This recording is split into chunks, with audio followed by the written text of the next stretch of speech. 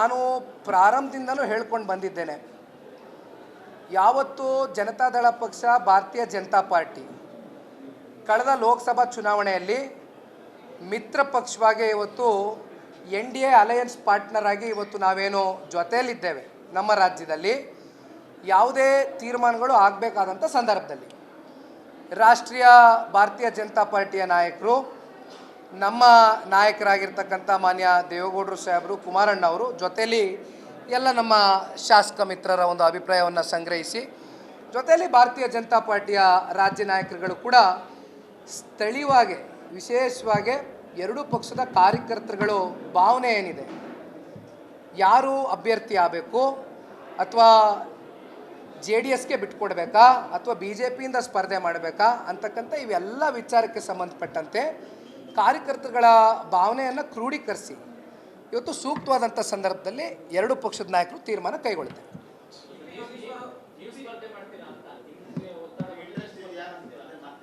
ಇವತ್ತು JP ಭವನದಲ್ಲಿ ವಿಶೇಷವಾಗಿ ಈ ಪಾದಯಾತ್ರೆಯ ಬಳಿಕ ವಿಪಕ್ಷ ನಾಯಕರಾಗಿರ್ತಕ್ಕಂಥ ಬಾಬಣ್ಣ ಅವರು ಸಂಘಟನೆಯಲ್ಲಿ ಸಾಕಷ್ಟು ಪ್ರಬುದ್ಧರಿದ್ದಾರೆ, ಅವ್ರದ್ದಾದಂಥ ರೂಪುರೇಷೆಗಳನ್ನ ತಯಾರಿ ಮಾಡ್ಕೊಂಡಿದ್ದಾರೆ. ನಾವೆಲ್ಲ ಕೂತು ಚರ್ಚೆನ ಮಾಡಿದ ಬಳಿಕ ಇವತ್ತು ಕೇಂದ್ರದ ಸಚಿವರು, ನಮ್ಮ ನಾಯಕರಾದಂಥ ಕುಮಾರಣ್ಣ ಅವರ ಸಮಯವನ್ನು ನಿಗದಿ ಮಾಡಿ JP ಭವನದಲ್ಲಿ ಹಲವಾರು ಘಟಕದ ಎಲ್ಲ ನಮ್ಮ ಪದಾಧಿಕಾರಿಗಳು, ಅಧ್ಯಕ್ಷರುಗಳು, ಶಾಸಕ ಮಿತ್ರರು, ಮಾಜಿ ಶಾಸಕರು, ಸಂಸತ್ ಸದಸ್ಯರು ಎಲ್ಲರೂ ಕೂತು ಒಟ್ಟಾರೆಯಾಗಿ ಪಕ್ಷದ ಬಲವರ್ಧನೆ, ಪಕ್ಷದ ಸಂಘಟನೆಗೆ ಕುರಿತು ಇವತ್ತು ಸಾಕಷ್ಟು ದೀರ್ಘಕಾಲ ಒಂದು 3-3.5 ಗಂಟೆ ಚರ್ಚೆನ ಮಾಡಿದ್ದೇವೆ ಮುಕ್ತವಾಗಿ. ಹಾಗಾಗಿ ಒಬ್ಬ ಕಾರ್ಯಕರ್ತನಾಗಿ ನನ್ನ ಒಂದು ಉದ್ದೇಶ, ಪ್ರಾದೇಶಿಕ ಪಕ್ಷ ಇವತ್ತು ನಮ್ಮ ಮಾರ್ಗದರ್ಶಕರಾಗಿರ್ತಕ್ಕಂಥ ದೇವೇಗೌಡರು ಸಾಹೇಬರ ಒಂದು ಹೋರಾಟದ ಶ್ರಮ, ಅವರ ಹೋರಾಟಕ್ಕೆ ಜೊತೆಯಲ್ಲಿ ಇವತ್ತು ಕೈ ಜೋಡಿಸಿ ಸಾಕಷ್ಟು ಲಕ್ಷಾಂತರ ಜನ ಇವತ್ತು ಪ್ರತಿ ಹಳ್ಳಹಳ್ಳಿಯಲ್ಲೂ ಇವತ್ತು ದೇವೇಗೌಡರು ಸಾಹೇಬರ ಒಂದು ಹೋರಾಟಕ್ಕೆ ಅವರು ಕೂಡ ಶ್ರಮವನ್ನು ವಹಿಸಿ ಕಾರ್ಯಕರ್ತರಾಗಿ ಈ ಪಕ್ಷವನ್ನು ಕಟ್ಟಿದ್ದಾರೆ. ಅಂಥ ಕಾರ್ಯಕರ್ತರನ್ನ ಇವತ್ತು ಕಟ್ಟ ಕಡೆಯ ಕಾರ್ಯಕರ್ತರನ್ನು ಕೂಡ ಮುಂದಿನ ದಿನಗಳಲ್ಲಿ, ಅಂದರೆ ಈಗಲಿಂದ ನಾವೇನು ಚಾಲನೆನ ಕೊಡ್ತಾ ಇದ್ದೇವೆ, ಇವರು ಎಲ್ಲರನ್ನು ಕೂಡ ಗುರುತಿಸ್ತಕ್ಕಂಥ ಒಂದು ಪ್ರಾಮಾಣಿಕ ಕೆಲಸದಲ್ಲಿ ನಿಖಿಲ್ ಕುಮಾರಸ್ವಾಮಿ ಚಿಂತನೆಯನ್ನು 3.25 ವರ್ಷ ಚುನಾವಣೆಗೆ ಸಿದ್ಧತೆ ಮಾಡ್ಕೊಳ್ತೇವೆ.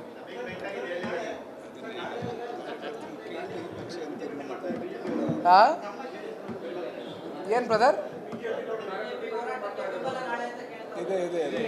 ಈಗ ತಾನೇ ವಿರೋಧ ಪಕ್ಷದ ನಾಯಕರಾಗಿರ್ತಕ್ಕಂಥ ಅಶೋಕಣ್ಣ ಅವ್ರಿಗೆ ಫೋನ್ ಮಾಡಿದರು, ದೂರವಾಣಿ ಮೂಲಕ ಮಾತನಾಡಿದ್ದೇನೆ.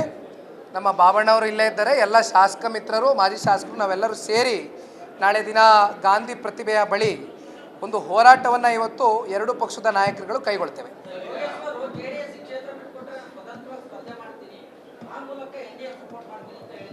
ಇಲ್ಲಿ ಗೊಂದಲಕ್ಕೆ ಎಡೆ ಮಾಡಿಕೊಡ್ತಕ್ಕಂಥ ಪ್ರಶ್ನೆ ಇಲ್ಲ. ಸ್ವಾಭಾವಿಕವಾಗಿ ಇದು ಮಾನ್ಯ ಕುಮಾರಣ್ಣ ಅವರು ತೆರವುಗೊಳಿಸಿರುವಂಥ ಕ್ಷೇತ್ರ. ಯಾವುದೇ ಚುನಾವಣೆಗಳು ತಗೊಳ್ಳಿ, ವರದೇಗೌಡರು, ಸನ್ಮಾನ್ಯ ವರದೇಗೌಡರು 94ರಲ್ಲಿ ಶಾಸಕರಾಗಿ ಆಯ್ಕೆಯಾಗಿದ್ದರು ಚನ್ನಪಟ್ಟಣದಿಂದ.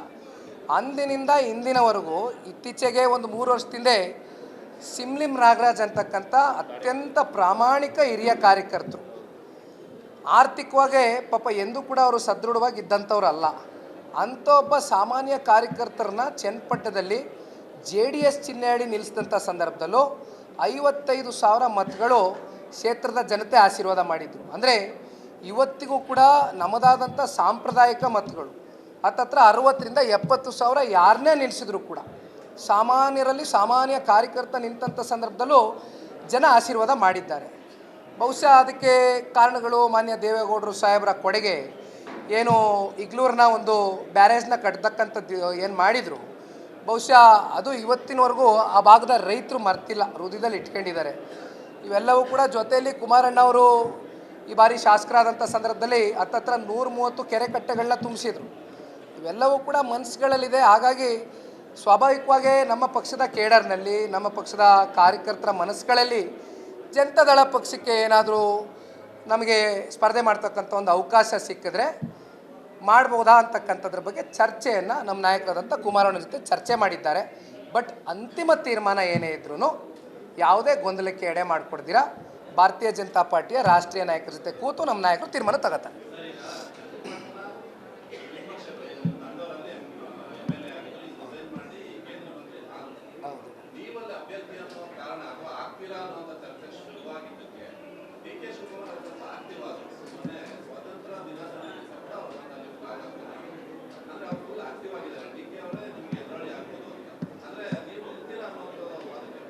ಈಗ ನಿಮ್ಮ ಪ್ರಶ್ನೆನಲ್ಲೇ ಉತ್ತರ ಇದೆಯಣ್ಣ. ಈಗ ಇಷ್ಟು ವರ್ಷಗಳ ಕಾಲ ಈ ರಾಜ್ಯದ ಉಪಮುಖ್ಯಮಂತ್ರಿಗಳು ಕೂಡ ರಾಮನಗರ ಜಿಲ್ಲೆಯಲ್ಲಿ ಕನಕಪುರದಲ್ಲಿ ಹಲವಾರು ವರ್ಷಗಳಿಂದ ಶಾಸಕರಾಗಿ ಆಯ್ಕೆಯಾಗಿದ್ದಾರೆ. ಇಲ್ಲಿವರೆಗೂ ಎಂದೂ ಕೂಡ ಚನ್ನಪಟ್ಟಣ ತಾಲೂಕಿನ ಸರ್ವತೋಮುಖ ಅಭಿವೃದ್ಧಿಗೆ ಅವರು ಎಂದೂ ಕೂಡ ಇವತ್ತವರೆಗೂ ಪಾಪ ಚಿಂತನೆಯನ್ನು ಮಾಡಿಲ್ಲ. ಆದರೆ ಬಹುಶಃ ನಿಮ್ಮ ಪ್ರಶ್ನೆಯಲ್ಲೇ ಉತ್ತರ ಇದೆ. ಇತ್ತೀಚೆಗೆ ಭಾಳ ವಿಶೇಷವಾದಂಥ ಒಂದು ಚನ್ನಪಟ್ಟಣ ತಾಲೂಕಿನ ಒಂದು ಅಭಿವೃದ್ಧಿಗೆ ಗಮನವನ್ನು ಕೊಡ್ತಾ ಇದ್ದಾರೆ ಅಂತಕ್ಕಂಥ ನಿಟ್ಟಿನಲ್ಲಿ ಇವತ್ತೇನು ಸಾಕಷ್ಟು ಸಭೆಗಳ ಮೂಲಕ ದಿನನಿತ್ಯ ಓಡಾಡ್ತಾ ಇದ್ದಾರೆ ಕ್ಷೇತ್ರದಲ್ಲಿ. 15-16 ತಿಂಗಳಿಂದ ಕಾಂಗ್ರೆಸ್ನ ಸರ್ಕಾರನೇ ಆಡಳಿತದಲ್ಲಿರೋದು, ಅವರೇ ರಾಜ್ಯದ ಉಪಮುಖ್ಯಮಂತ್ರಿಗಳು. ಯಾಕೆ 15-16 ತಿಂಗಳಿಂದ ₹1 ಅನುದಾನ ಕೊಡ್ಬೋದಾಗಿತ್ತಲ್ಲ? ಬೇಡ, ಚನ್ನಪಟ್ಟಣಕ್ಕೆ ಬಿಡೋಣ. 224 ಕ್ಷೇತ್ರದಲ್ಲಿ 136 ಜನ ಕಾಂಗ್ರೆಸ್ನ ಶಾಸಕರಿಗೆ ನೀವೇ ಹೋಗಿ ಮೈಕಿಡಿರಿ, ದಯಮಾಡಿ ಅವ್ರಿಗೆ ಕೇಳಿ ಎಷ್ಟು ಜನಕ್ಕೆ ಇವತ್ತು ಅಭಿವೃದ್ಧಿಗೆ ಅನುದಾನವನ್ನು ಈ ರಾಜ್ಯ ಸರ್ಕಾರ ಬಿಡುಗಡೆ ಮಾಡಿದೆ 15-16 ತಿಂಗಳಿಂದ. ಇವತ್ತು ಚನ್ನಪಟ್ಟಣದ ಮೇಲೆ ಎಲ್ಲಿಲ್ದಿರ ಪ್ರೀತಿ, ಎಲ್ಲಿಲ್ದಿರ ಅಭಿಮಾನ.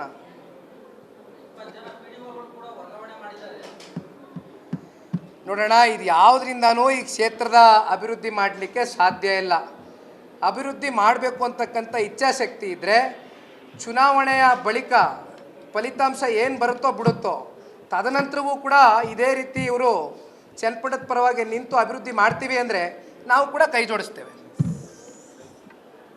ಅಭಿವೃದ್ಧಿಗೆ ಯಾವತ್ತೂ ಕೂಡ ನಾವು ಹಿಂದೆ ಹೋಗೋದಿಲ್ಲ.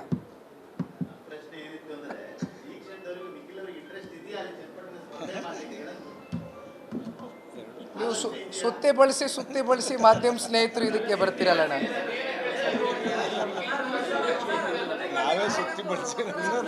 ನಿಖಿಲ್ ಕುಮಾರಸ್ವಾಮಿ ಒಬ್ಬ ಕಾರ್ಯಕರ್ತನಾಗಿ ಚಿಂತನೆ ಹೇಳಿದ್ದೇನೆ. ಪಕ್ಷದ ಕಾರ್ಯಕರ್ತರನ್ನ ಗುರುತಿಸ್ತಕ್ಕಂಥ ಕೆಲಸ ಮಾಡಬೇಕು. ಸಂಘಟನೆಗೆ ನನಗೆ ಯುವಜನತಾ ದಳದ ರಾಜ್ಯಾಧ್ಯಕ್ಷರಾಗಿ ಪಕ್ಷ ಒಂದು ಹುದ್ದೆ ಕೊಟ್ಟಿದ್ದಾರೆ, ಒಂದು ಜವಾಬ್ದಾರಿ ಕೊಟ್ಟಿದ್ದಾರೆ. ಹಾಗಾಗಿ ಅದೊಂದು ದೊಡ್ಡ ಜವಾಬ್ದಾರಿ. ಇವತ್ತು 224 ಕ್ಷೇತ್ರದಲ್ಲೂ ಇವತ್ತು ಕಾರ್ಯಕರ್ತರನ್ನ ಹುಮ್ಮಸ್ಸಿನಿಂದ ಹೋಗಿ ಸಂಘಟನೆ ಮಾಡ್ತಕ್ಕಂಥ ಜವಾಬ್ದಾರಿ ಕೊಟ್ಟಿದ್ದಾರೆ, ನಾವು ಮಾಡ್ತೇವೆ. ನೋಡಿ, ಇಲ್ಲಿ ಬಾಬಣ್ಣ ಏನೋ ಹೇಳ್ತಾರೆ ಕೇಳಿ. ನಾನು ಯಾವತ್ತೂ ಕೂಡ ಒಂದು ಮಾತನ್ನು ಹೇಳ್ತೇನೆ. ಇವತ್ತು ನಾನು ಶಾಸಕನಾಗಬೇಕು ಅಂತಕ್ಕಂಥ ಭಾವನೆಯಲ್ಲಿ ನಾನೇನು ಅಪಾಪಿಸ್ತಾ ಇಲ್ಲ. ಇದು ವಾಸ್ತವದ ಮಾತು, ನನ್ನ ಹೃದಯದ ಮಾತನ್ನು ಹೇಳ್ತೇನೆ, ದಯಮಾಡಿ ಅರ್ಥ ಮಾಡ್ಕೊಳ್ಳಿ. ನನಗೆ ಈ ರಾಜ್ಯದಲ್ಲಿ ಏನು ದೇವೇಗೌಡರು ಸಾಹೇಬರು ಈ ಪ್ರಾದೇಶಿಕ ಪಕ್ಷವನ್ನು ಕಟ್ಟಿದ್ದಾರೆ, ಕುಮಾರಣ್ಣವರ ನಾಯಕತ್ವದ ಅಡಿ ಅತ್ಯಂತ ಸಮರ್ಥವಾಗಿ ಈ ಪಕ್ಷವನ್ನು ನಡೆಸ್ಕೊಂಡು ಹೋಗಿದ್ದಾರೆ. ಮತ್ತು ಸಾಕಷ್ಟು ಜವಾಬ್ದಾರಿಗಳು ಇವತ್ತು ಒಂದು ಯುವ ಸಮುದಾಯದಲ್ಲಿ ನನ್ನ ಮೇಲೆ ಒಂದಷ್ಟು ನಿರೀಕ್ಷೆಗಳಿದೆ ಪಕ್ಷದ ಕಾರ್ಯಕರ್ತರಲ್ಲಿ. ಹಾಗಾಗಿ ಇಲ್ಲಿ ನಾನು ಶಾಸಕನಾಗಬೇಕು ಅಥವಾ ಸಂಸದನಾಗಬೇಕು ಅಂತಕ್ಕಂಥ ಯಾವುದೇ ರೀತಿ ನನ್ನಲ್ಲಿ ಆಸೆಗಳಿಲ್ಲ.